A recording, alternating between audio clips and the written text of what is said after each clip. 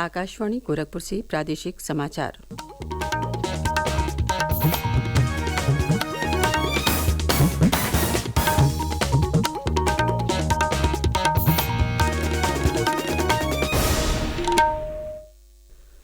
नमस्कार। समाचार बुलेटिन के साथ मैं सुषमा श्रीवास्तव। पहले मुख्य समाचार। लोकसभा चुनाव के दूसरे चरण में नामांकन पत्रों की वापसी की आज अंतिम तिथि। दूसरे चरण में प्रदेश की 8 संसदीय सीटों पर होगा चुनाव। सोशल मीडिया पर ईवीएम गायब होने के दावे को निर्वाचन आयोग ने बताया गलत, कहा एक भी ईवीएम गायब नहीं। आगरा एक्सप्रेसवे की हवाई पट्टी पर लड़ाकू विमानों के साथ मालवाहक विमान की भी सफल लैंडिंग का हुआ अभ्यास। और चैत्र नवरात्र की शुरुआत कल से अयोध्या में भव्यता से मनेगा रामनवमी का उत्सव।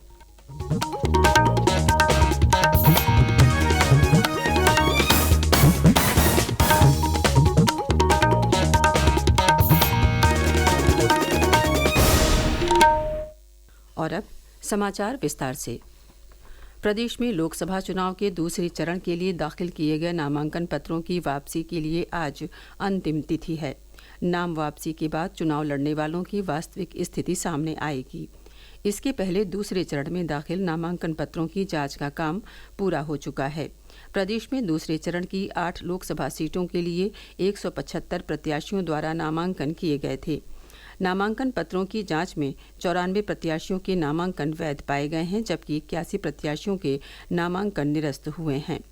दूसरे चरण में अमरोहा, मेरठ, बागपत, गाजियाबाद, गौतम बुद्ध नगर, बुलंदशहर, अलीगढ़ और मथुरा में 26 अप्रैल को मतदान होगा। लोकसभा चुनाव के पहले चरण में जिन 8 सीटों पर मतदान होगा, उनमें पीलीभीत सीट का चुनाव भी काफी महत्वपूर्ण है। एक रिपोर्ट।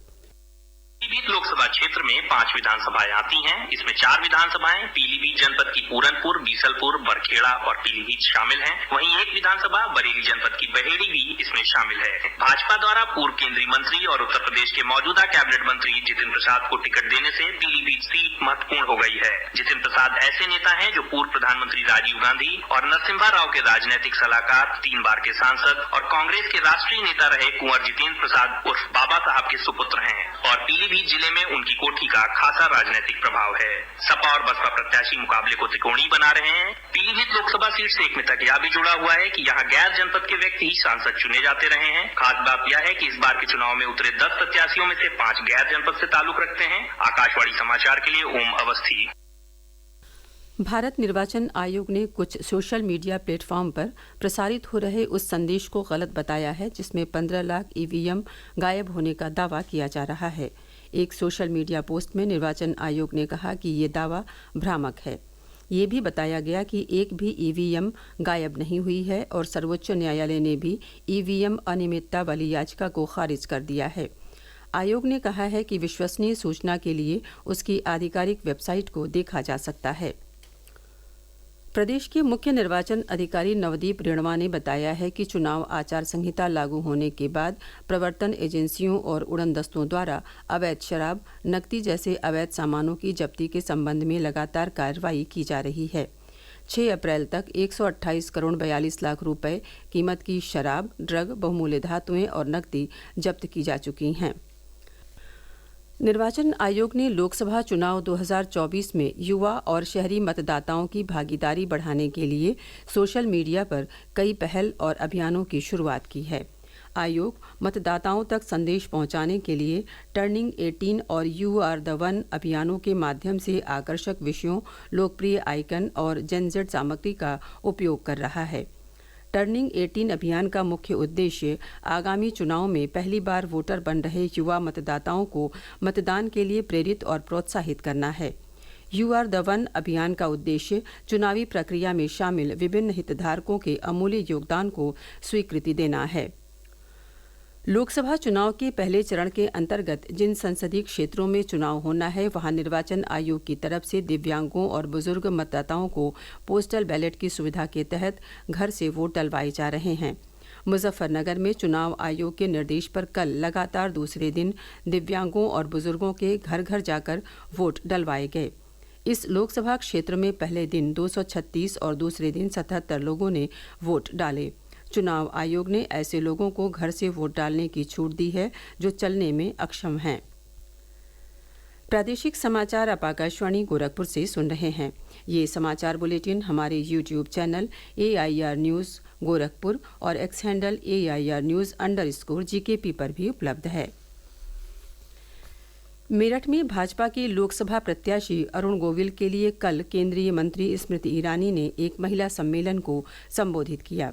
इस दौरान कांग्रेस पार्टी पर निशाना साधते हुए उन्होंने कहा कि कांग्रेस का लोकतंत्र में और संविधान में विश्वास नहीं है।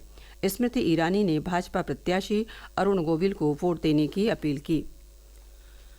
बहुजन समाज पार्टी के राष्ट्रीय समन्वयक आकाश आनंद ने कल बुलंदशहर के खुर्जा और गाजियाबाद के साहिबाबाद में चुनावी जनसभाओं को संबोधित करते हुए लोकसभा चुनाव में बसपा के प्रत्याशियों को विजयी बनाने की अपील की। उन्होंने कहा कि बसपा अपने कार्यकर्ताओं के तन मन और धन से चुनाव लड़ती है। आकाश आनंद ने कहा कि प्रदेश में जब बसपा की सरकार थी तब शिक्षा और नौकरी सब कुछ मिलता था। उन्नाव में आगरा एक्सप्रेसवे की हवाई पट्टी पर कल लड़ाकू विमानों के साथ मालवाहक विमान की भी सफल लैंडिंग का अभ्यास हुआ। सबसे पहले 2 सुखोई विमानों ने हवाई पट्टी पर लैंडिंग की।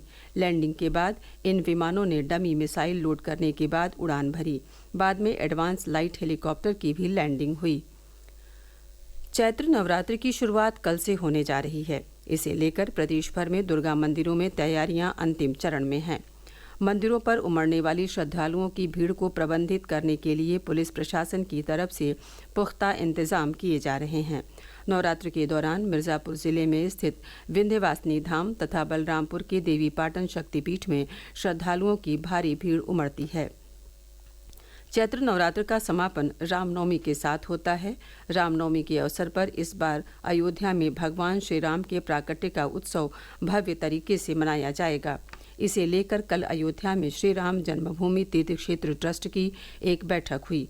ट्रस्ट के महासचिव चंपत राय ने बताया कि अयोध्या के नगरीय और ग्रामीण इलाकों में 100 से अधिक स्थानों पर LED के माध्यम से श्री राम जन्मोत्सव का सीधा प्रसारण दिखाया जाएगा। इसके साथ ही 15 से 18 अप्रैल के बीच श्रद्धालुओं के लिए रामलला के दर्शन का समय भी बढ़ाया गया है। श्री रामलला की प्राण प्रतिष्ठा के बाद पहली बार पड़ रही रामनवमी के अवसर पर 50 लाख से अधिक श्रद्धालुओं के अयोध्या पहुंचने का अनुमान है। इसे देखते हुए ट्रस्ट ने श्रद्धालुओं से अपील की है कि वे अपने घरों में ही रामनवमी मनाएं। इस बीच चैत्र रामनवमी मेले को लेकर 14 अप्रैल से अयोध्या में हाईवे पर अस्थायी बस स्टैंड शुरू हो जाएगा। परिवहन निगम के ARM आदित्य प्रकाश ने बताया कि श्रद्धालुओं को बेहतर व्यवस्था देने के लिए अतिरिक्त कर्मचारियों की तैनाती की जा रही है। उन्होंने बताया कि परिवहन निगम 120 अतिरिक्त बसों का संचालन करेगा। महान विद्वान और श्री काशी विश्वनाथ के अनन्य साधक स्वामी शिव शंकर चैतन्य भारती का कल वाराणसी में निधन हो गया। वे 108 वर्ष के थे। कल रात विश्वनाथ धाम के सामने गंगा नदी में उनको जल समाधि दी गई। स्वामी शिवशंकर चैतन्य भारती के निधन पर प्रधानमंत्री नरेंद्र मोदी और मुख्यमंत्री योगी आदित्यनाथ ने शोक संवेदना व्यक्त करते हुए कहा कि स्वामी जी का निधन संत समाज और आध्यात्मिक जगत के लिए अपूर्णीय क्षति है। और अब अंत में मुख्य समाचार एक बार फिर। लोकसभा चुनाव के दूसरे चरण में नामांकन पत्रों की वापसी की आज अंतिम तिथि। दूसरे चरण में प्रदेश की 8 संसदीय सीटों पर होगा चुनाव। सोशल मीडिया पर EVM गायब होने के दावे को निर्वाचन आयोग ने बताया गलत। कहा एक भी EVM गायब नहीं। आगरा एक्सप्रेसवे की हवाई पट्टी पर लड़ाकू विमानों के साथ मालवाहक विमान की भी सफल लैंडिंग का हुआ अभ्यास। और चैत्र नवरात्र की शुरुआत कल से अयोध्या में भव्यता से मनेगा रामनवमी का उत्सव। इसी के साथ प्रादेशिक समाचारों का ये बुलेटिन समाप्त हुआ। नमस्कार।